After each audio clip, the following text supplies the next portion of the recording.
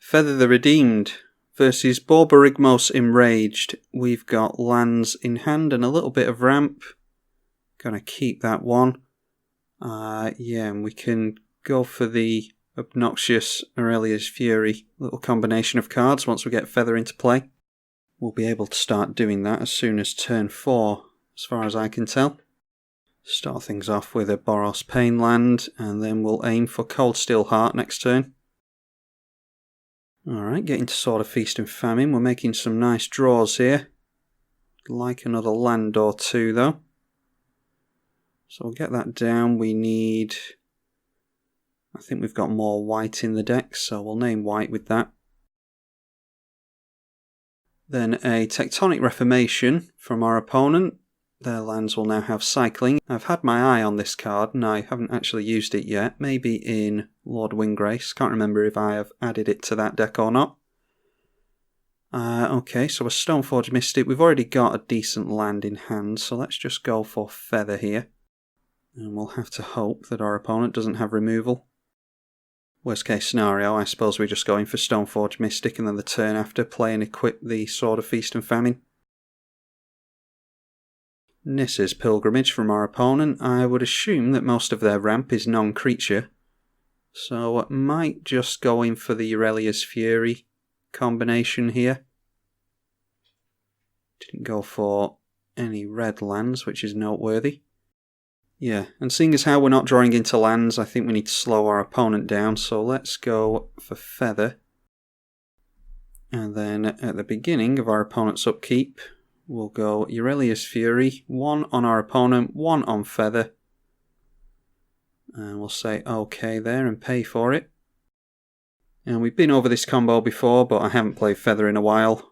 Aurelia's Fury is targeting Feather with one of the pieces of damage, so that will go back into our hand at the beginning of the next turn. And then because we're pinging our opponent for 1 with Aurelia's Fury, they're not going to be able to cast a non-creature spell. Won't necessarily hurt our opponent, but maybe they wanted to go in for an Explosive Vegetation or something like that.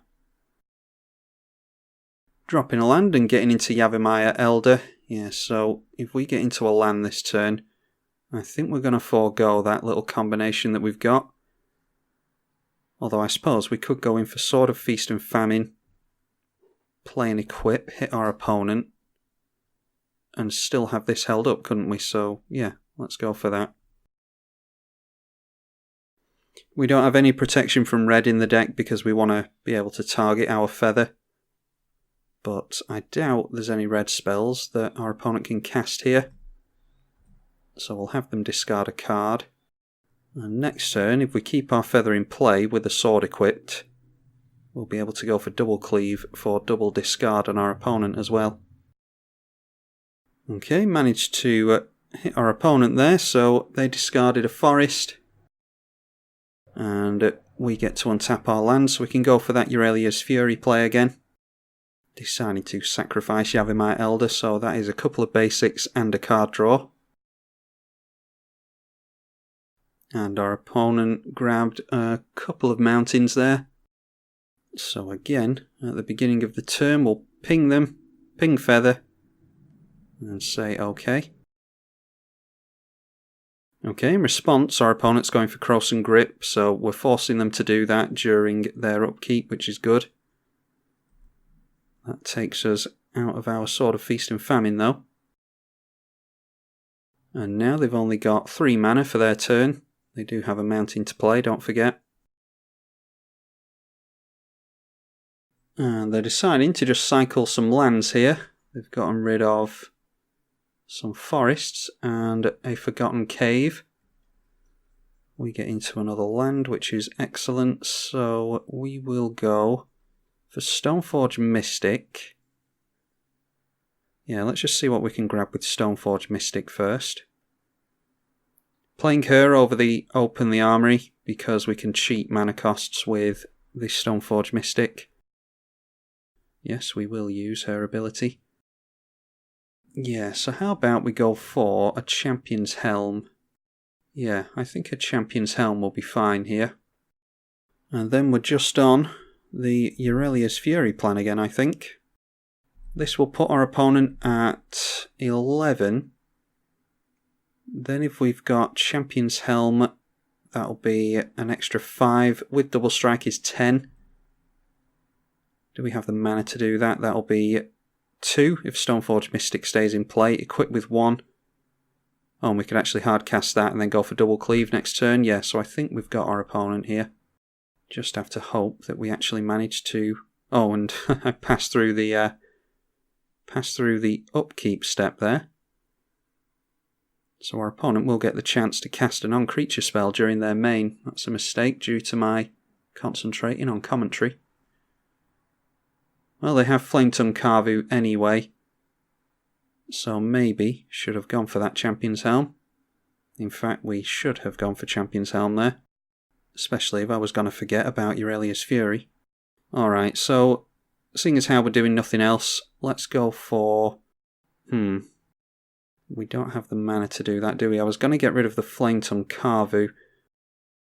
Okay, so instead we'll just go and do that now.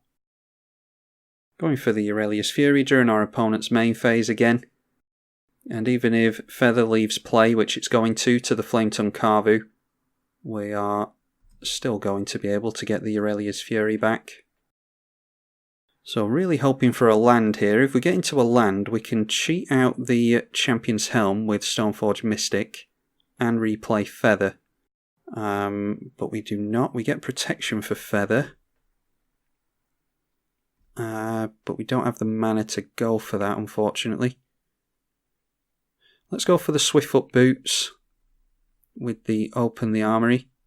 And then we can play the Champion's Helm and the Swiftfoot Boots. We'll hardcast Swiftfoot Boots and then we'll go for the Stoneforge Mystic activation during our opponent's turn. And this way at least we've got Feather with haste. All we really need to do is play our commander and swing in with the Champion's Helm equipped and Double Strike. We'll need 5 mana. Equip Champion's Helm. Yeah, we need another 2 mana really to one-shot our opponent. But we can swing in with a hasty Feather anyway. So just 2 more combat steps should do it. Grafted Exoskeleton coming out now. And I think we have to block here. Because we don't know if our opponent has any buff effects.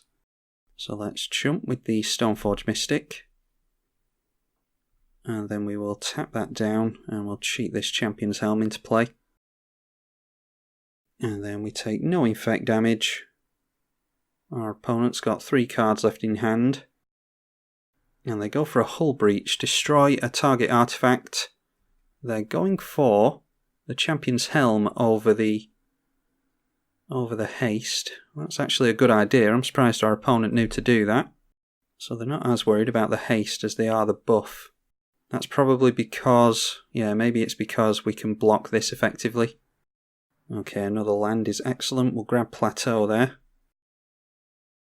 Then we'll go in for our Feather.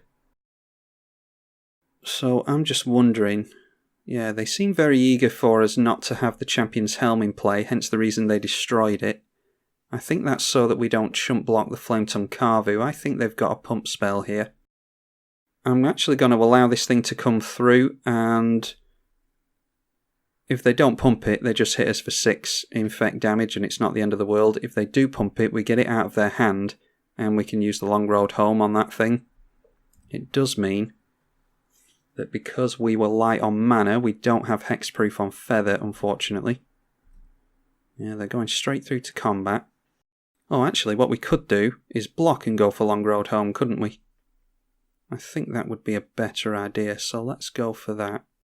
Block with Feather, and then our opponent passes priority. And we'll go for Long Road Home. So this means that the infect damage is blocked. I'm just hoping our opponent doesn't give that creature trample. Alright, successfully managed to flicker the Feather. So that will come in with a plus counter at the beginning of the next turn, giving it 4 power. With double strike is 8 damage, so we put them up to 19 commander. So it's not quite enough. But Borborygmos comes down. That is a 7/6 with trample. And they can discard a land to lightning bolt. I'm guessing they have lands in hand. They're going to need a couple if they want to get rid of Feather. Okay, Vanguard of Brimaz can get some chump blockers in the way. That thing has trample though, and how much is this to equip? That's only 2 to equip, but it will kill the Flametongue Carvu at least. Well, first of all, I think we need to go for the boots. Then let's go in with our commander. I'm going to be using the long road home on Borborygmos, I imagine. Or whatever hits us with that infect damage. Let's go Vanguard of Brimaz. And next turn, if we manage to swing in with our commander with double cleave, then we'll win this one. So, yeah, let's just leave it there. Just going to use the long road home to buy us a turn here, I think.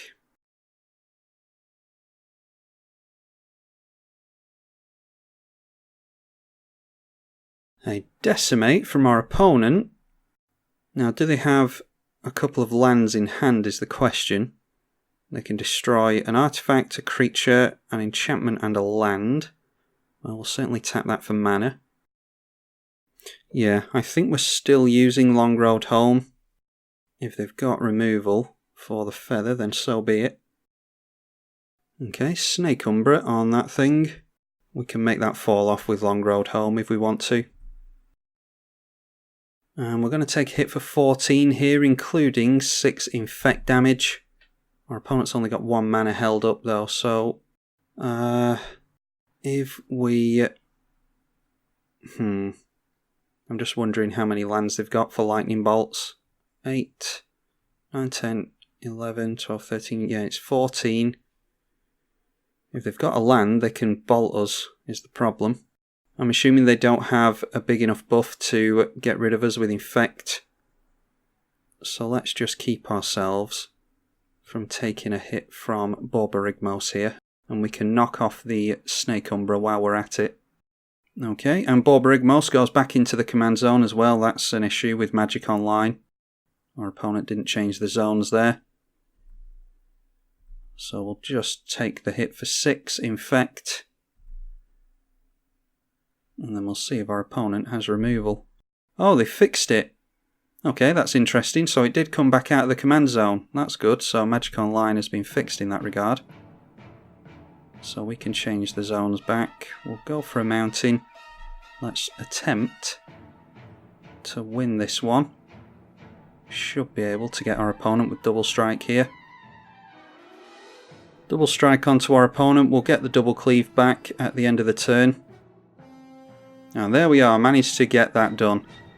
That was, yeah, that got pretty sketchy in the end there. The real turnaround there was the fact that, one, I forgot to use this during the upkeep. And also, if I wasn't going to use this during the upkeep, which I was intending to, then we should have played and equipped the Champion's Helm because our opponent managed to get rid of our commander there. And that slowed us down a turn or two.